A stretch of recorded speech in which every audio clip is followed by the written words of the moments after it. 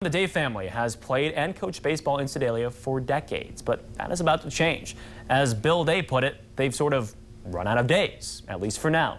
ABC 17's Andrew Kaufman shows us how their legacy, though, will never be forgotten. From this point forward, this facility shall now be known as Day Field at Liberty Park Stadium. It's cool to know that, hey, this field represents something, bigger. Every year and every season, from 1951 to the present, a member of the Day family has either played or coached at what's now known as Day Field. First game I ever played there, I was 13 years old, and I thought I was in heaven. Bill Day played and coached for Smith Cotton High School. My wife run the concession for 30-some years, and of course, my sons played here. His son Ross would eventually take over as head coach of the Tigers. And the Day baseball pedigree continued with Ross's son Jordan. He taught me the game of baseball from a young age. Just like his father, Jordan turned into a standout baseball player at Smith Cotton. He was all state his senior year, but Jordan's father wasn't there to see it. Going from a guy that, I saw battle cancer for about 3 years.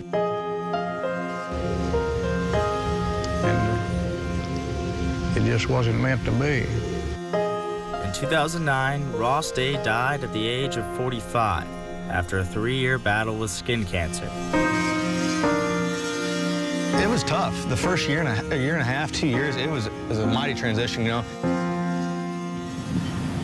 course, I see him every day out here at this ballpark. I always look up in the sky a little bit. I always kind of peek up there to think, I think he's there watching me. I know he's glaring down. Jordan continued his playing career at Crowder College and eventually William Woods. How could I, resemble my dad, and how could I carry on his legacy?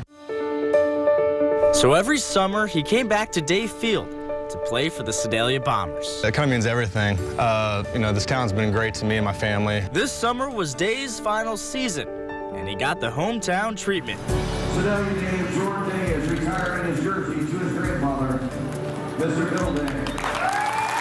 I just thought, wow, people really care about you.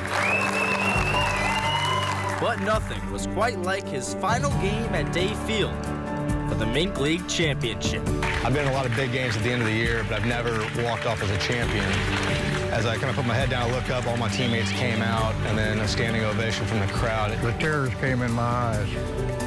I think every game, he was here watching over me, and that gave me a little extra motivation to play well, and through him.